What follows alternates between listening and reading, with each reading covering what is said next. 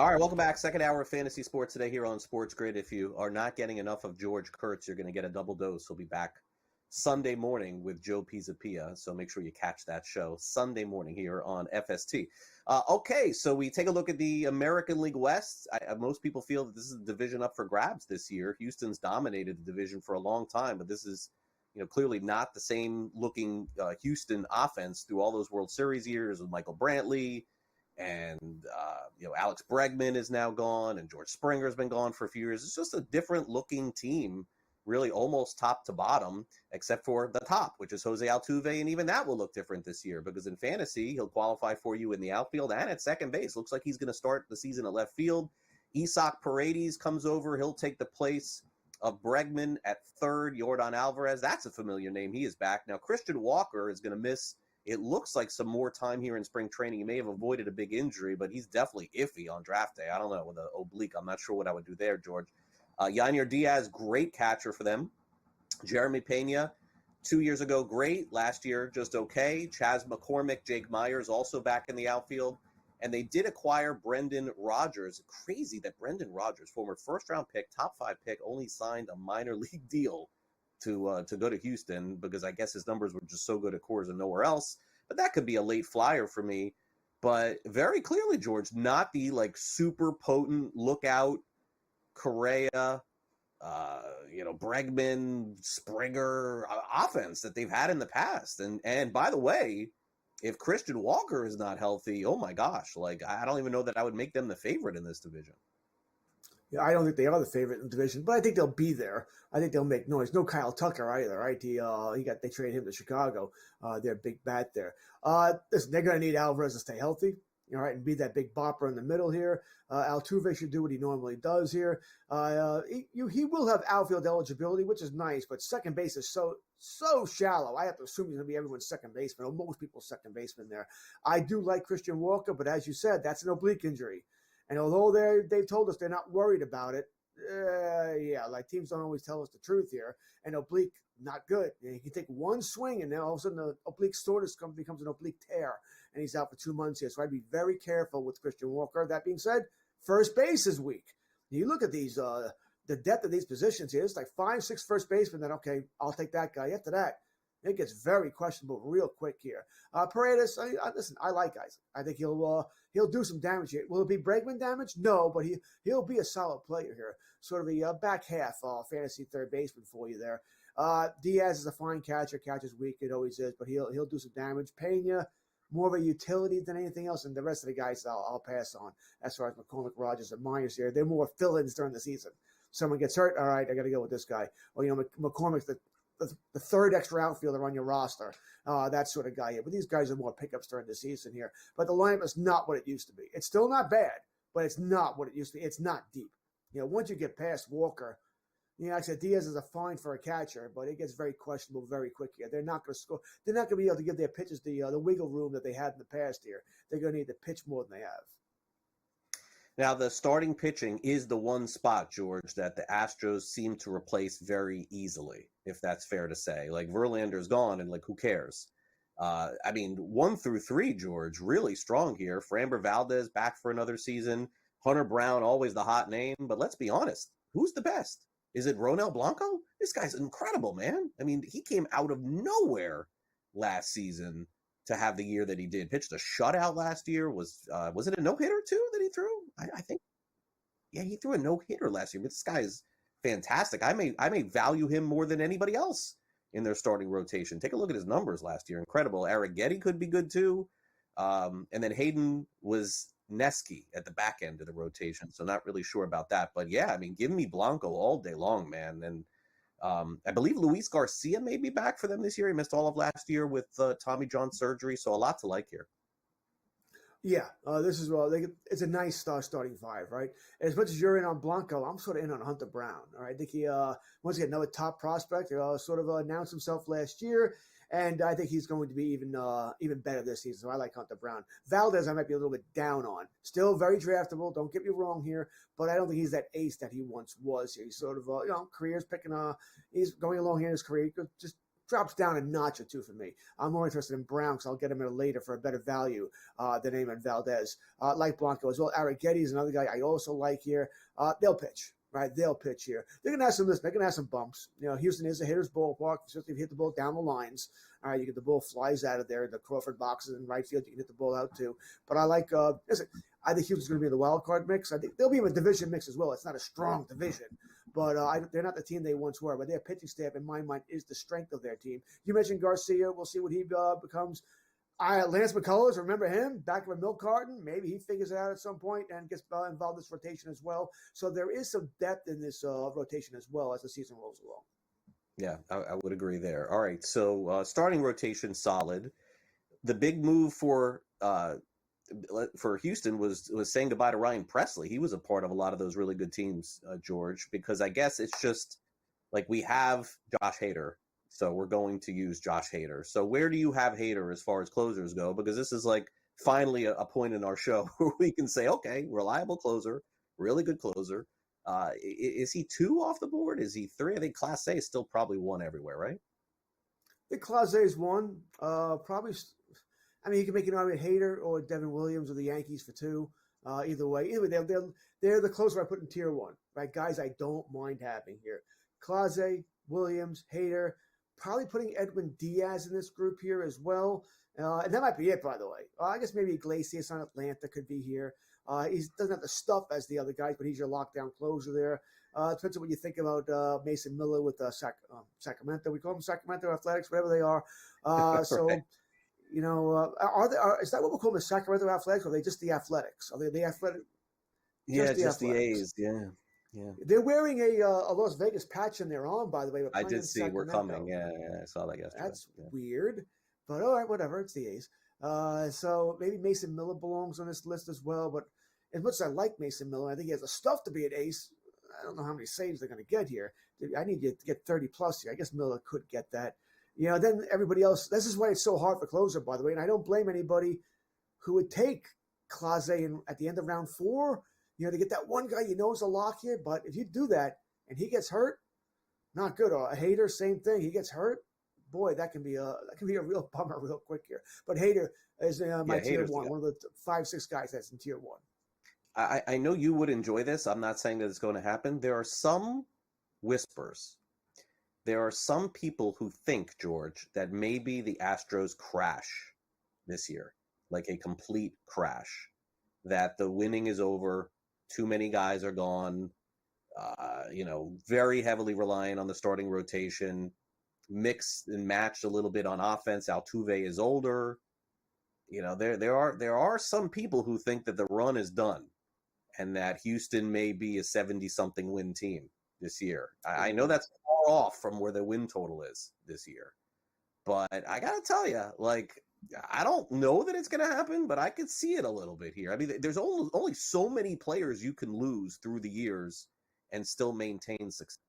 I don't know how you feel about that, but there are some whispers that, hey, maybe Houston, starts over. I mean, it's crazy to think. Remember when they started over several years ago, lost 100 games 4 years in a row, and then built the superstar team. I wonder if that's in the cards here. I don't think so, but I could see it. I don't think so either. The American League is really sort of a quagmire. The Yankees are coming back to the pack with all their injuries. Right? Boston's better. Baltimore should have done more. Toronto's decent. Every team in the American League Central is all the same with the exception of the Chicago White Sox. And even their division. Okay, Seattle can pitch, can't really hit. The Angels, no thank you. They're not doing anything. Sacramento I think they'll be better, actually. It's funny, the Athletics, than what they were in Oakland here. Texas might be the toast of that division, but they're not great either here. So I think they'll be just fine. I think they're going to be in that quagmire. They're going to be battling for a wild card spot, maybe even the division. So, no, I don't think they fall off the planet. Somebody usually does. Texas Rangers, I don't think they'll be that team. They're good. We'll preview them next.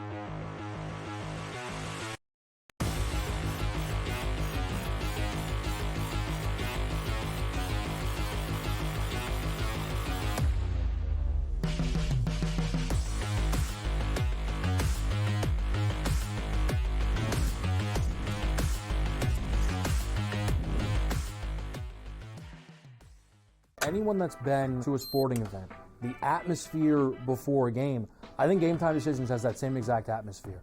This was our arena.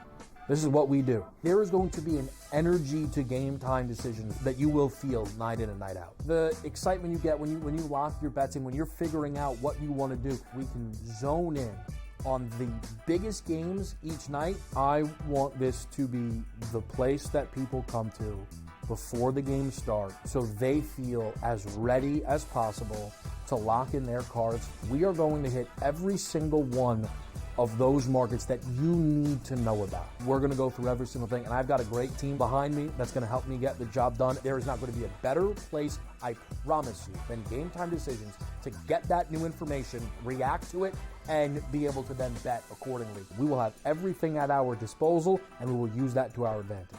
I'm Kevin Walsh. Tune into Game Time Decisions from 6 to 8 p.m. Eastern on SportsGrid.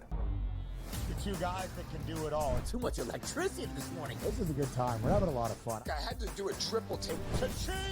Why? Because of parity. I didn't mean to offend. Yeah, it's not going to happen. Load management is a dirty word. Let him rip. You know what? Circumstances provide the results. What? How do you do this one? Oh, Donnie, you got such a good show there. A network that is booming. The Early Line, only on SportsGrid. Possible that while every other state is trying to copy New York and get that 51% tax on sports betting, is it possible that New York will actually lower their taxes? That's surprising. The question is, of course, well, what sports books could go there? I mean, we're already at 9 that are the biggest ones out there in the market. So, I mean, who are you really missing? Newswire, only on SportsGrid.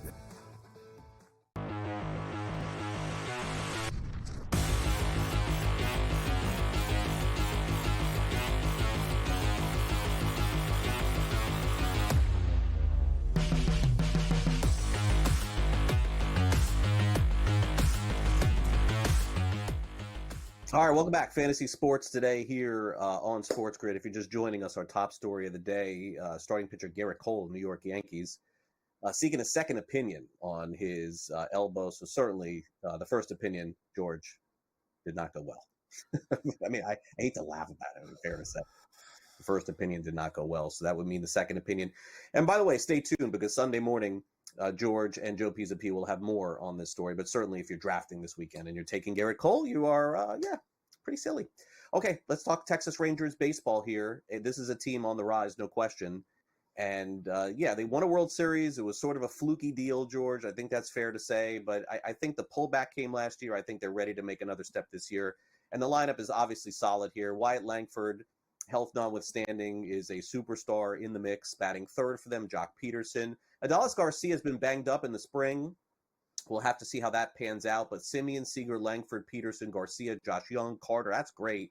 Jake Berger at the back end of the lineup, which is sort of crazy because he could hit 30 home runs at any time. And Jonah Heim is good too. So their lineup, start to finish, a lot of higher fantasy draft picks, I think, than the Houston Astros, George, which we haven't said in a while. With the Yankees, someone seems to be pulling the string and it's all unraveling. The Texas Rangers are right behind them. And there's a lot of strings that can be pulled here. All right. Corey Seager gets hurt all the time, right? He cannot stay healthy to save his life. Simeon didn't have the greatest year last year. Langford's already hurt now. Garcia's hurt now. Jock Peterson's your cleanup hitter, a guy who can't hit lefties at all. I mean, it's an all or nothing, right? He's the left-handed Jake Berger. Now, Evan Carter really hasn't reached it yet. Josh Young was hurt most of last season. If they all stay healthy, this lineup's going to rake and they're going to have 1 million home runs. But that's a lot to ask. We haven't even got to the pitching staff yet, which has all sorts of issues as well. So theoretically, like I said, if these guys stay healthy, I think the Rangers are the best team in the division. But there's no way it's going to happen. They're already banged up now as it is here. So we'll see. Like I said, I think we'll see. This is I like what the projection is. And then let's see what reality is going to come back with here.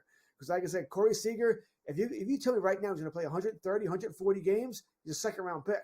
Right? He's going to hit 35, 40 home runs. Lord knows he never gets cheated on a swing. He's going for the downs every time there.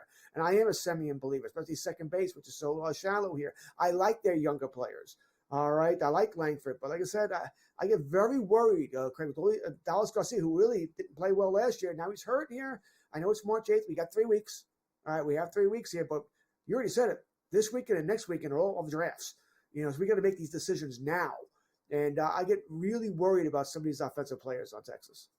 Yeah, I think that's fair. Jake Berger's a really good fantasy ad strictly for power. Like if you need 25 home runs, based on what I saw with him in Miami, you're going to get it with him in Texas. I know he had an oblique issue last year, but I think he'll be a fine source of power. There's a good Rangers team, I think. Now, as far as starting pitching is concerned, not sexy on paper, but look who is in the back end of the Texas Rangers rotation.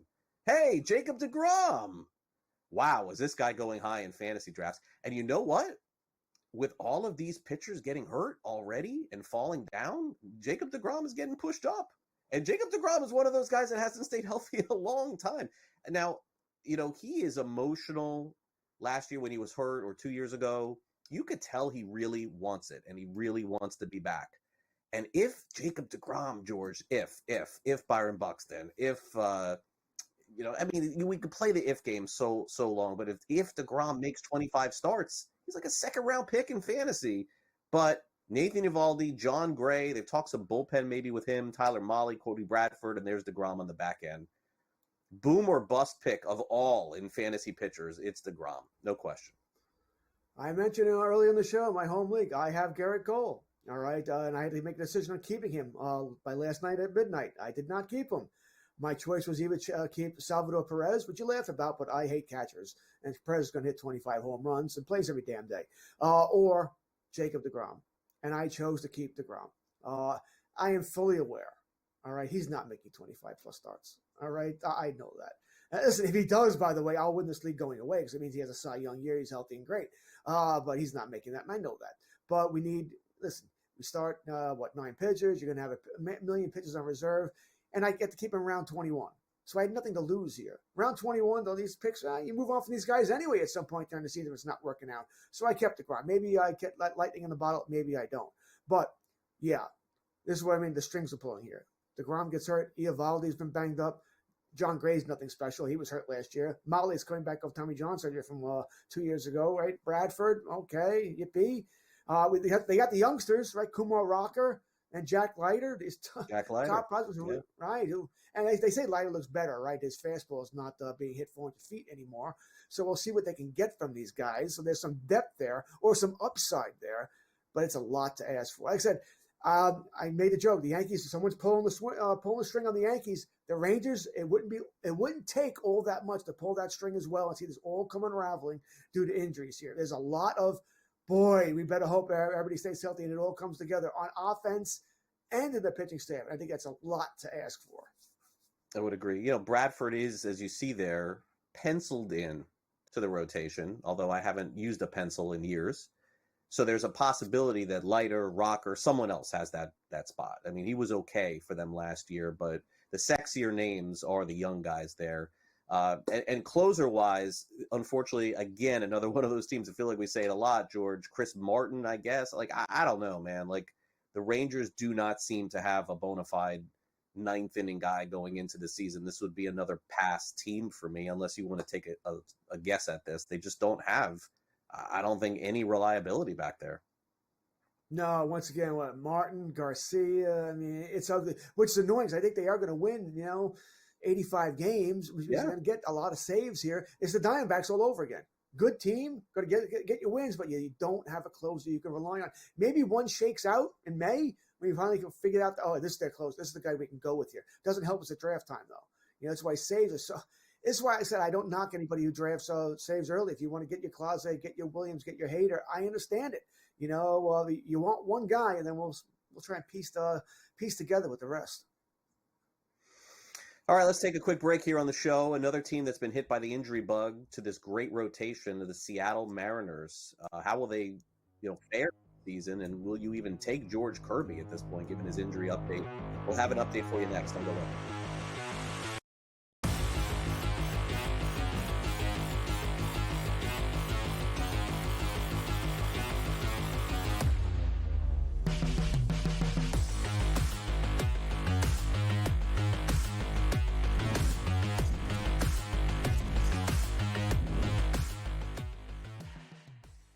Anyone that's been to a sporting event, the atmosphere before a game, I think Game Time Decisions has that same exact atmosphere. This is our arena. This is what we do. There is going to be an energy to game time decisions that you will feel night in and night out. The excitement you get when you lock your bets in, when you're figuring out what you want to do, we can zone in on the biggest games each night. I want this to be the place that people come to before the games start so they feel as ready as possible to lock in their cards. We are going to hit every single one of those markets that you need to know about. We're going to go through every single thing, and I've got a great team behind me that's going to help me get the job done. There is not going to be a better place, I promise you, than Game Time Decisions to get that new information, react to it, and be able to then bet accordingly. We will have everything at our disposal, and we will use that to our advantage. I'm Kevin Walsh. Tune into Game Time Decisions from 6 to 8 p.m. Eastern on SportsGrid. The two guys that can do it all. Too much electricity this morning. This is a good time. We're having a lot of fun. I had to do a triple take. Ka-ching! Why? Because of parity. I didn't mean to offend. Yeah, it's not going to happen. Load management is a dirty word. Let him rip. You know what? Circumstances provide the results. What? How do you do this one? Oh, Donnie, you got such a good show there. A network that is booming. The Early Line, only on SportsGrid. Possible that while every other state is trying to copy New York and get that 51% tax on sports betting, is it possible that New York will actually lower their taxes? That's surprising. The question is, of course, is well, what sports books could go there? I mean, we're already at 9 that are the biggest ones out there in the market. So, I mean, who are you really missing? Newswire, only on SportsGrid.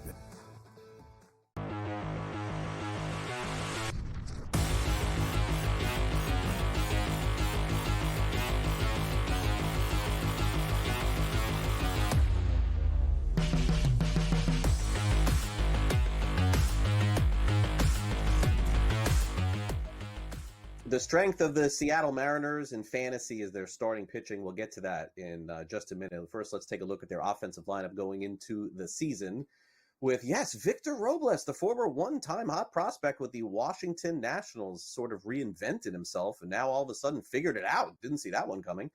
Julio Rodriguez will bat second. Cal Raleigh, one of the top catchers off the board this season in fantasy, bats third.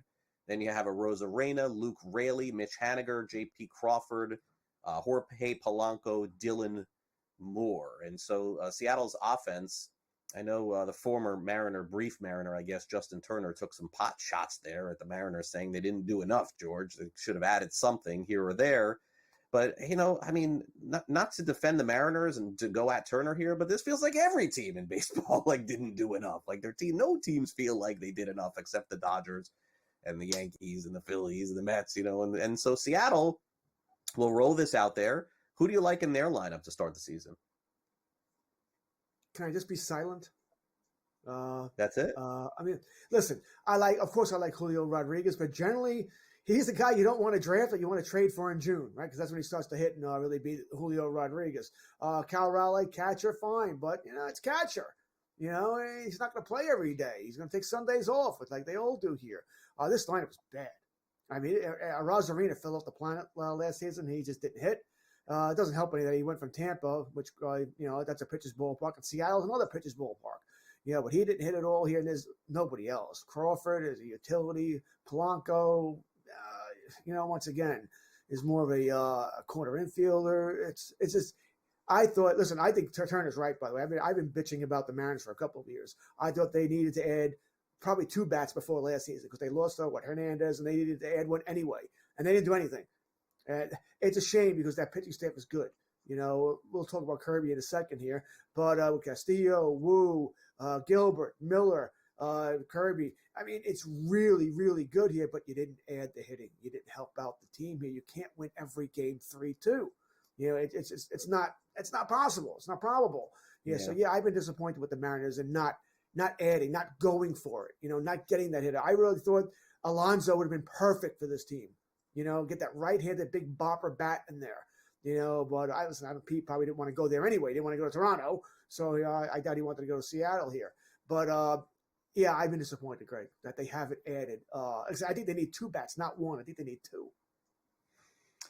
Maybe even more than that. But yeah, I understand the sentiment. I just think it's not fair. Like, couldn't we play that game with the Twins? Couldn't we play that game with the Guardians? Couldn't we play that? I mean, like, there's so many teams that we could play But it they with. make money. Seattle makes money. They just don't want to spend it. Twins do too, but the Guardians maybe not. Rockies. I hate it when teams are on the cusp of really being a good team. They don't go for it. It makes me. It's disappointing. It's depressing.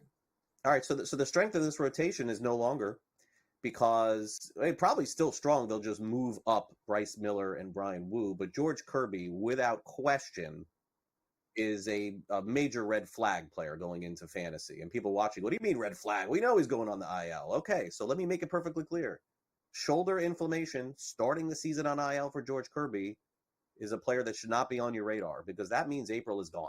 Okay? Gone. Not going to pitch. Logan Gilbert, Luis Castillo, Bryce Miller, Brian Wu all will be in 12-team leagues starting in your rotation this season.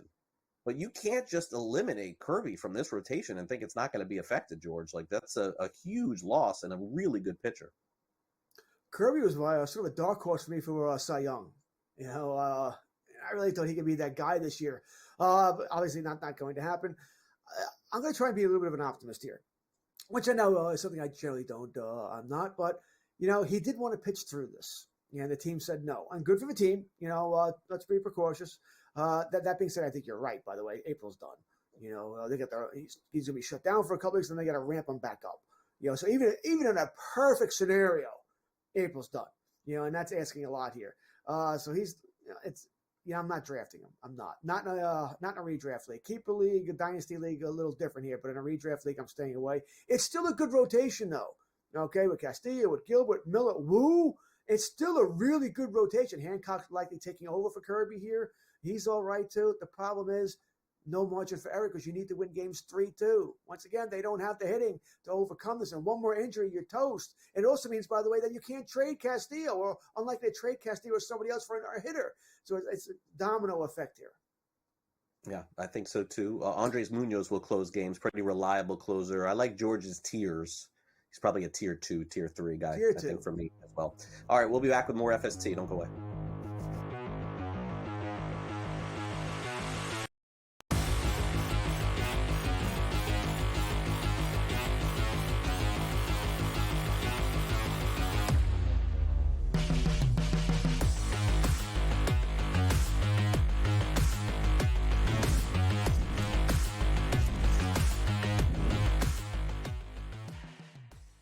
Anyone that's been to a sporting event, the atmosphere before a game, I think Game Time Decisions has that same exact atmosphere.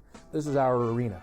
This is what we do. There is going to be an energy to Game Time Decisions that you will feel night in and night out. The excitement you get when you lock your bets in, when you're figuring out what you want to do, we can zone in on the biggest games each night. I want this to be the place that people come to before the game starts, so they feel as ready as possible to lock in their cards. We are going to hit every single one of those markets that you need to know about. We're going to go through every single thing, and I've got a great team behind me that's going to help me get the job done. There is not going to be a better place, I promise you, than Game Time Decisions to get that new information, react to it, and be able to then bet accordingly. We will have everything at our disposal, and we will use that to our advantage. I'm Kevin Walsh. Tune into Game Time Decisions from 6 to 8 p.m. Eastern on SportsGrid. The two guys that can do it all. Too much electricity this morning. This is a good time. We're having a lot of fun. I had to do a triple take. Ka-ching! Why? Because of parity. I didn't mean to offend. Yeah, it's not going to happen. Load management is a dirty word. Let him rip. You know what? Circumstances provide the results. What? How do you do this one? Oh, Donnie, you got such a good show there. A network that is booming. The Early Line, only on SportsGrid. Possible that while every other state is trying to copy New York and get that 51% tax on sports betting, is it possible that New York will actually lower their taxes? That's surprising. The question is, of course, what sports books could go there. I mean, we're already at 9 that are the biggest ones out there in the market. So, I mean, who are you really missing? Newswire, only on SportsGrid.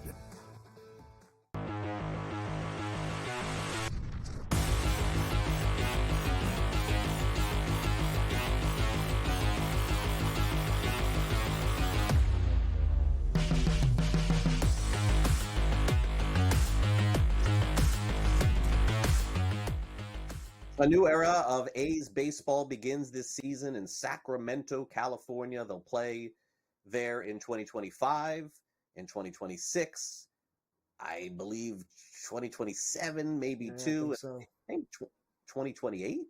Is that when they're moving to Las Vegas? I think that's their plan. I think you're right. I think they're moving in 28 from what I heard. Yeah, if everything goes well. I know I know they would like to be there in 27, but I just don't see that being an option. Have they even broke ground on that stadium, man? I know they put out some views of what this. Okay, so we'll hit on this. We'll hit on that later. Sam's mad. I'm going to ruin the end of the show. So let's go to the A's lineup here, which is a lot more formidable than it has been over the last several years, because Lawrence Butler, Brent Rooker, 1, 2, both were rewarded with long-term extensions, and both were fantasy factors in a big way last year. Really good players. J.J. Bleday came over from Miami, struggled a little bit with Oakland, but now seems to be an everyday player there. Langoliers is one of the top catchers off the board, maybe top 5 catcher. Soderstrom, Geloff with a down year last year, but he is back. Back end of the A's lineup you can complain about, but who's complaining, George? The A's finally seem to be in a position where they've woken up out of their slumber and want to compete here a little bit. Now, will the A's win 80 games this season? I doubt it. But they certainly are not going to lose 110 or anything like the White Sox this year. So kudos to them. But what's kind of happening, and this is not a fantasy thing, but reality, everyone's like, oh yeah, well now that you're moving to Vegas and you need some support, this is what's going on here. You're spending some money here, and on Severino they spent that as well. But gotta like the top 3-4 guys in Oakland, in Sacramento A's lineup here. I have no issue actually with drafting any of those guys. I'm sort of with you here as well, and let's also not forget. All right, they're not playing in the Oakland Coliseum anymore. Not only do you not get that massive foul territory, which hurts, right? The foul pop-ups that get caught there, but also the ball should carry more in Sacramento, right? It's going to be very warm there, both in the day and night. I do wonder if these players can hold up over a long season, because once again, there's no dome. You're playing in a upper 90s heat over and over again. That's going to take its effect here. But I think the numbers will be 10% better, across the board here as far as home runs and scoring runs. And as you said, and I agree, this is a bad team, but it's not horrific. I think they can win 75 games, somewhere around there, maybe even approach 500. I don't think they'll get there, mind you, because they won't replace when guys get hurt, and that's going to happen here. But I like Brent Rooker. I like I keep saying it, second base is so weak. I like Geloff late if I can get him. Don't mind him. So I think this is a better athletics team than we've seen in a while. They're not going to compete for a playoff spot. That's not going to happen, but it's not a bad team. Bleday is a late outfielder. I mentioned catching's terrible, so Langoliers, I'll take Langoliers. Don't mind him at all here. So, the bottom of that, Brown or Shellett Wilson, I'm not touching up the 10-foot pole. But the top of that lineup, I don't mind either. Yeah, and maybe Geloff, a bounce back, is coming for him as well. Starting pitching, actually a couple of pitchers to like here. I'm very intrigued with Jeffrey Springs, who I thought was going to be a superstar for Tampa Bay and then had some issues and injuries, etc. But I don't know. I think I might try to buy back in on Springs this season with the A's, and also Osvaldo Bido. If you look at his limited numbers last season, he'll be their 4 starter to go into this rotation. I mean, the A's, again, George, have looked a lot worse. I mean, Mitch Spence could be a 5th starter for 15, 20 teams, I think, in Major League Baseball. He's not great. He's okay. He's not somebody I want in fantasy. But, again, I mean, not a bad rotation to open up a season. Agreed. All right. Listen, I like Severino. Is he miscast as an ace? Of course. Springs, same thing. They're more, SP3s than anything else. Now, but as much as I mentioned about the hitters, that I think they'll benefit from playing in Sacramento, the pitchers not so much. Once you get the ball's traveling better here and, no foul, the shorter foul territory, it's going to help the hitters here. So I might be worried about that a little bit, but it's a representative pitching staff. It's not a joke. It's like, oh, this guy's going to get lit up tonight. They have some decent Major League pitchers here. We'll see what happens here. Am I dying to get any of them? No, they're all at the back end of my rotation. I'm not staying away from them. But Severino, I'm probably not if I have five true starters, I don't want him to be one of those fives. One of my backups who I'm going to pitch him, and I like the matchup. Right. 2 start weeks, stuff like that. But I think Severino's upside. Springs, I agree with you. He looked like he was going to be a star at one point. I think he had Tommy John, so it didn't really work out here. We'll see what he can do in his first full season with the Oakland Athletics. Sacramento Athletics. Do we have to put a Damn? $1? There's in a the dollar bucket? in the jar. $1 in the jar. Yeah, Jacob Let's do that. Wilson. I didn't really talk enough about him. He was, very highly thought of player. I know he's going to open up the season batting at the back end of the A's lineup, but let's not forget about him too. He could be a star in waiting. All right, so the best thing that I could say about the Angels is they're not the Rockies.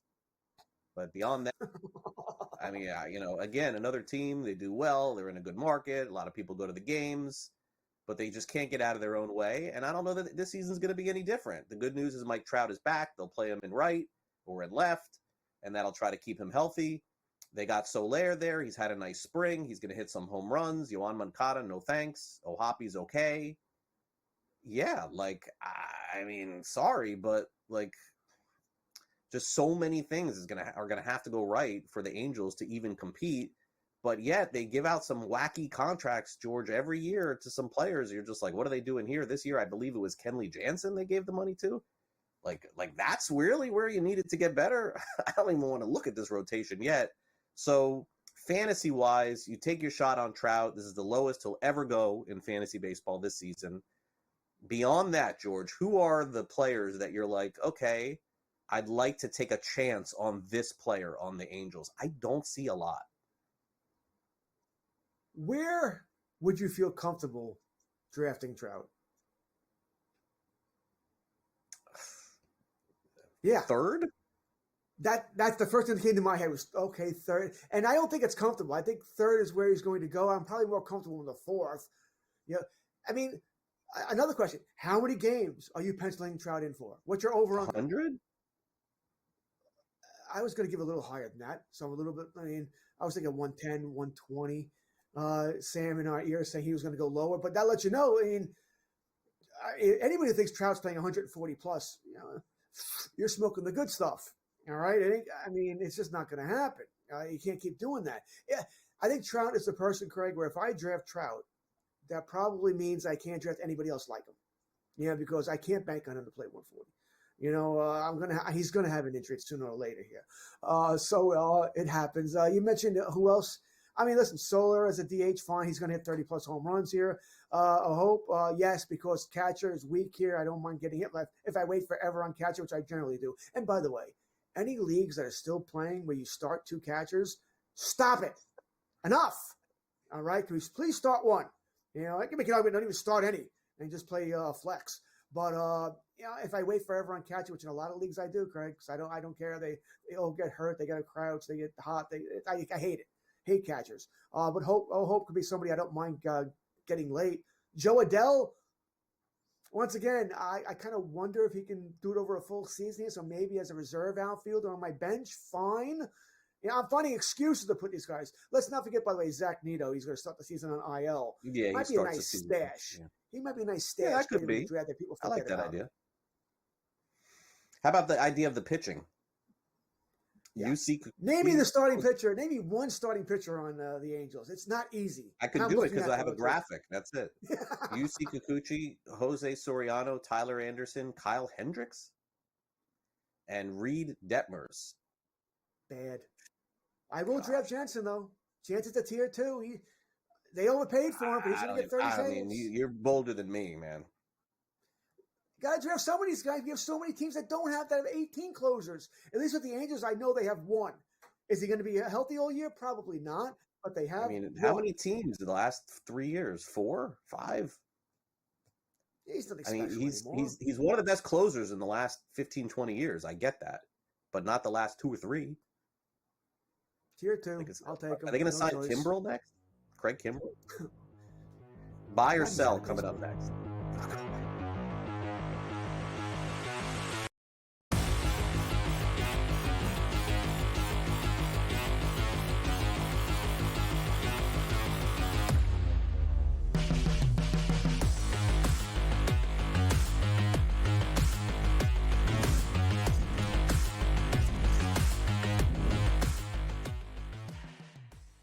Anyone that's been to a sporting event, the atmosphere before a game, I think Game Time Decisions has that same exact atmosphere.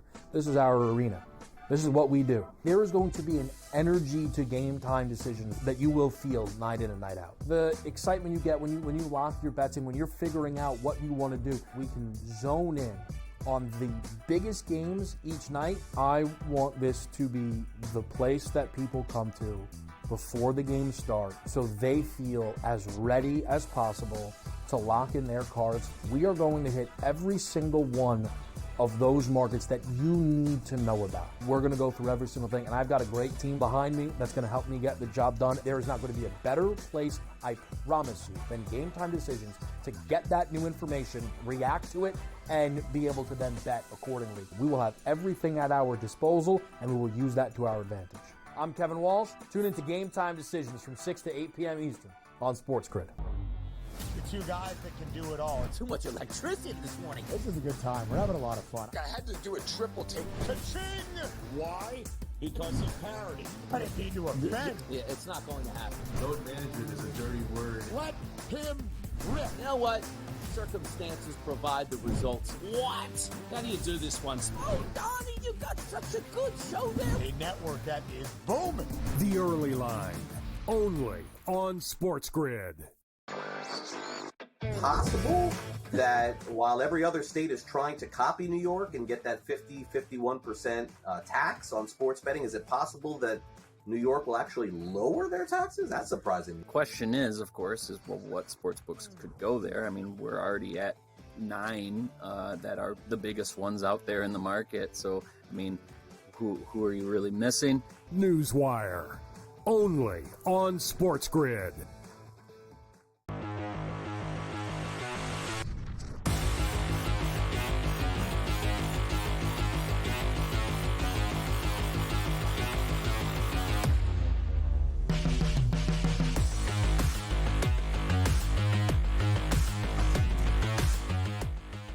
All right, we got about 15 minutes to go here on the show, so let's play our daily game, as we would say, or weekly game on Saturday. We're going to go through some Q&A. George and I will debate it out. It's time to play some buy or sell.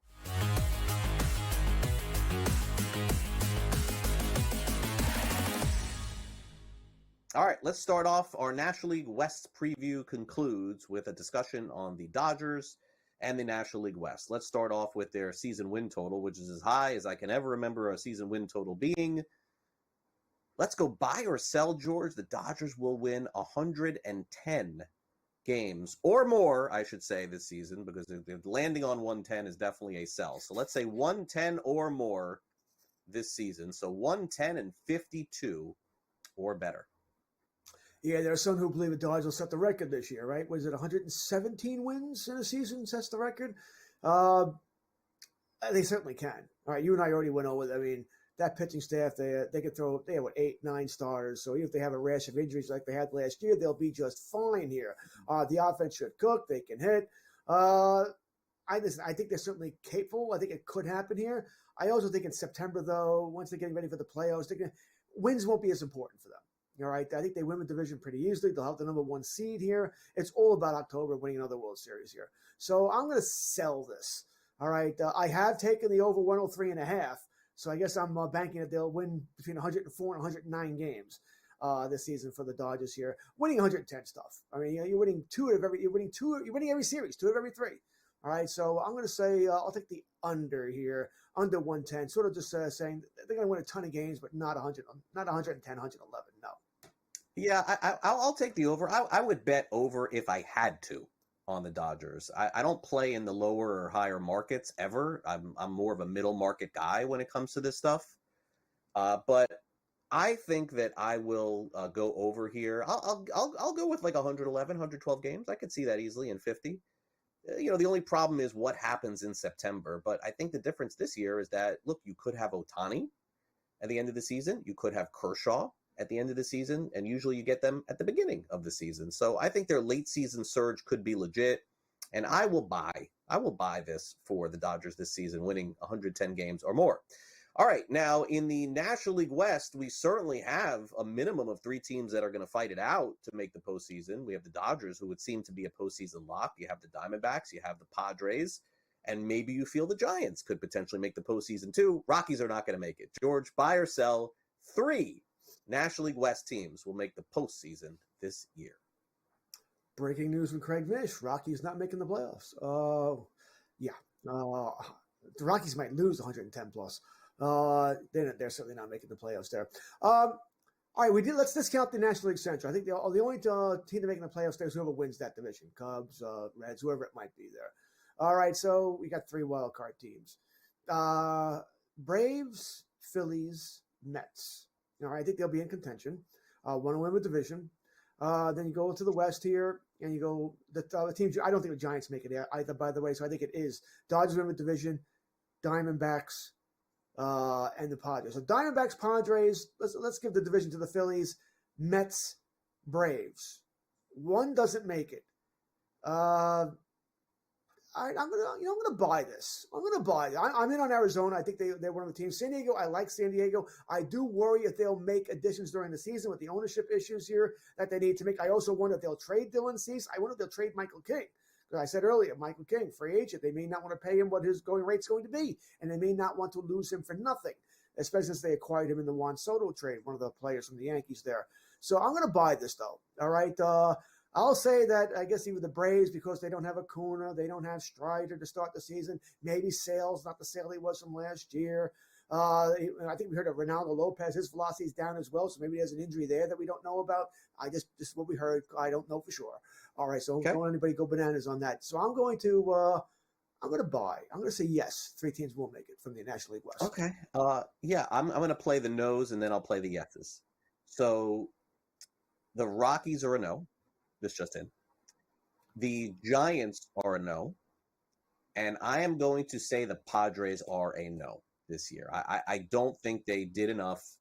And I definitely think the off-season financial issues of the team, just giving out so much money years ago, is going to come back, and I think it's going to hurt them bad, George. I don't, this is a different ownership group now that I know it is still a Seidler ownership group, but Peter Seidler different than, since he's passed away, than the rest of the family. I got Arizona in, and I got the Dodgers in, so I'm going to sell. I think this is going to be two teams from the National League West make it. In the National League East, I could see 3. And by the way, I am not ruling out Washington for having a good year too. So I am going to go 2 teams in that National League West. All right, now let's go to the Seattle Mariners. They suffered a really big injury to George Kirby, so I don't know how we'll answer this one now, but the Seattle Mariners have the best pitching staff in the American League, George. Is this a buy or sell? Now, the question is staff, not starting staff. So we got to include the whole team here. Their starting 4 is still really good, no matter how long Kirby's out. I think the starting 4 is still the best. When you include the whole staff, Yankees are eliminated. Red Sox made some nice additions with Buehler and Crochet. Toronto's got a decent staff here. They just never seem to perform. Orioles, no. Rays, a lot of question marks there with all the injuries returning, but that's a decent staff as well. I don't know if I see anybody in the Central there.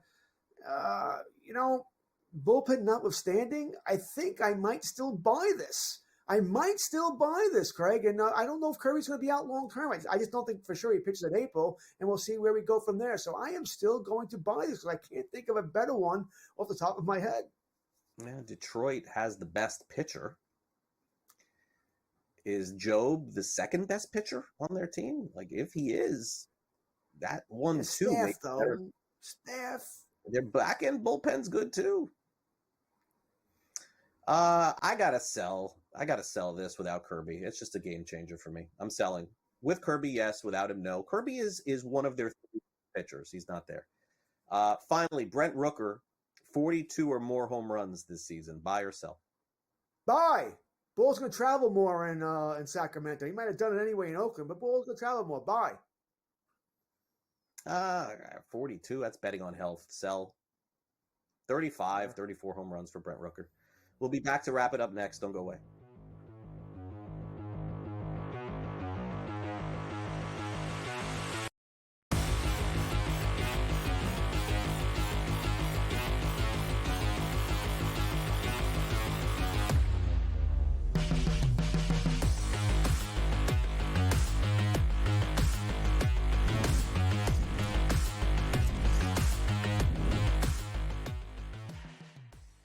Anyone that's been to a sporting event, the atmosphere before a game, I think Game Time Decisions has that same exact atmosphere. This is our arena.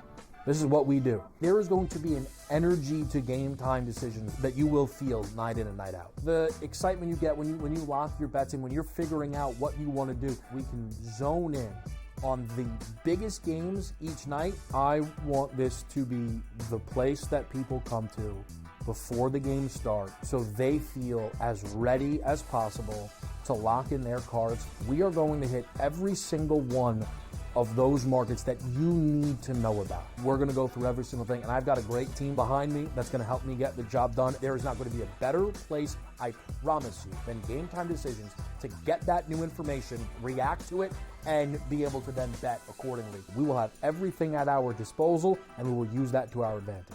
I'm Kevin Walsh. Tune into Game Time Decisions from 6 to 8 p.m. Eastern on SportsGrid. The two guys that can do it all. Too much electricity this morning. This is a good time. We're having a lot of fun. I had to do a triple take. Ka-ching! Why? Because of parity. I didn't mean to offend. Yeah, it's not going to happen. Load management is a dirty word. Let him rip. You know what? Circumstances provide the results. What? How do you do this one? Oh, Donnie, you got such a good show there. A network that is booming.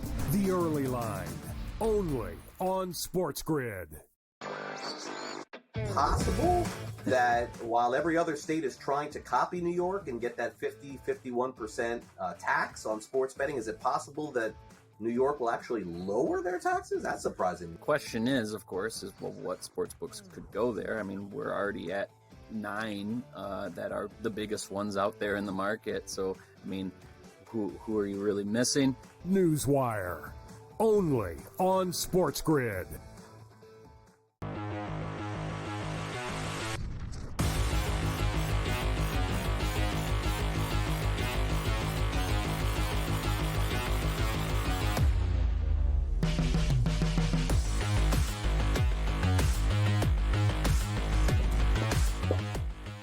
All right, welcome back to Fantasy Sports. Today, the A's are moving to Las Vegas. It seems like this is getting closer to a reality once we've seen renderings of a stadium. How many times have we seen renderings of a stadium and then nothing happens? But I do think that they're going to end up in Las Vegas. So here they are. It looks great. Like it seems like the enclosure is glass, right? Like you could kind of see through it. I like it, George. Yeah, I think all of this stuff in Vegas is going to work. You know, there was so much question. Oh, you can't put a hockey team there. No one's going to go. They sell out every night. Oh, the Raiders, it's just going to be the road teams going to visit. Oh, the Raiders are selling out every game. I think the A's are going to do well there, man. I mean, I'm just saying, like, it may not be, 40,000 every single night there, but I do think that based on the track record here of the two pro sports that are there, that baseball is next, and I think the NBA will follow. I agree. I think they'll do. They'll do better than we're doing in Oakland, right? That was sort of a Definitely. joke. Their stadium was a mess, literally a mess sometimes with what was happening with the sewage there. So they'll do better in Vegas. As long as they spend some money, which it looks like they want to do, right? That they want to have at least a decent squad by the time they go there. I think they'll be fine. There'll be enough tourists there to keep them go through, and eventually they'll have a following of their own, especially if they can become a winning team. I'm not talking a World Series team, just not a joke. Time now for George to go off on something. It is the Sports Grid 60.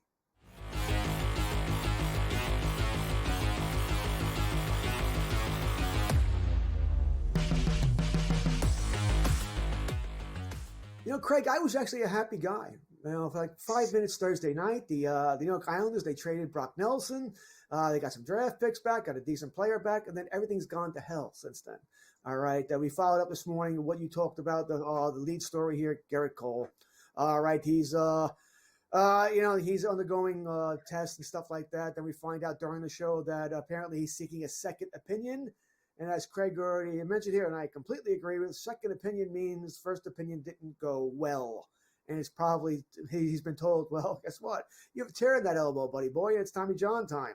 And he's going to hope to get a second opinion. Tells him, no, you're fine here. So the Yankee season already really teetering here. Louis, who's also got hurt, right? He's out at least 3 months with the back, the lat injury here, the back. So Stanton's out. No shock there. We all know he gets hurt. LeMahieu's out. Also no shock. He gets hurt every year. Several bullpen pieces are hurt here. Hey, Mr. Cashman, you better be working the phones. Better be working the phones here. And might want to call Craig's employer here. There might be a pitcher there that could be available at some point this season. Yankees have been trying to hold on to Spencer Jones, the left-handed monster. Was he 6'7", sort of like Aaron Judge? Not built like Judge, but maybe he could be something. George Lombard, their top prospect. Craig, I don't think either one of these guys is going to be on the Yankees by the end of the season because Cashman is going to have to get reinforcements, and he's going to have to get them now. I think that for me, going into the baseball season, the most important thing you can do in fantasy is not disregard the injuries. Right now, injuries are taking hold around the league, and you do not want to be that person that goes into this thing and takes somebody who is potentially hurt, or you just get auto-picked, or you're like, I don't care that the guy is hurt, I'm going to take a shot. You got to be smart on fantasy baseball draft day. There are 162 games in the season, and you can pray and you can hope that Stanton's going to come back, or Cole is going to come back, or George Kirby's going to pitch, or Grayson Rodriguez. I mean, we got a long list here of guys, unfortunately, and we're not even into the third week of spring training. But the reality is there's always somebody better. So my advice is stay away. Make sure you pay attention. Don't be that person that takes the player that is not going to be ready for the start of the season. I get it. It's a long season, but these teams approach the long game as opposed to the short game. You may only have somebody for 80, 90 games this season based on injuries. That'll do it for the show today. Coming up later today, we got Betting Above the Rim with Kevin Walsh, Joe Lisi, and Coach Young. They're ready to go, followed by In-Game Live with Joe Ranieri and Tom Vecchio. In-Game Live Game Day with Scott Wetzel and Joe Madden. Then tonight, Adam Kaufman and George back on the air. George, you're back on the air tonight and tomorrow? I mean, how many shows are you doing here?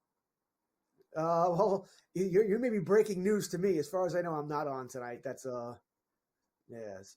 I may be on the show eventually, which is usually I am the late hour here, but I'm not scheduled to be on the show for the entire time. I can't take Kaufman, right? Like, I can't do it all night. Yeah, great. Sorry, he said it, not me. That'll do it for the show. Enjoy your He's from Saturday. Boston. He's a Red Sox fan. Enjoy your weekend and enjoy March Madness conference tournaments. Begin on SportsGrid, our coverage next week. Can't wait for all of that. We will see you next weekend on our next edition of Fantasy Sports Today. Thanks again to Sam, our producer.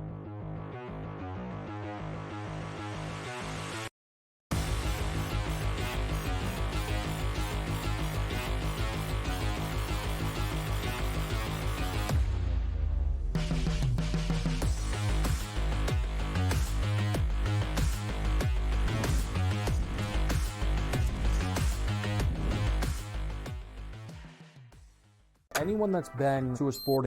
We're going to play a little game of true or false, fantasy or reality is what we used to call it. But instead, we're going to play a little game of buy or sell.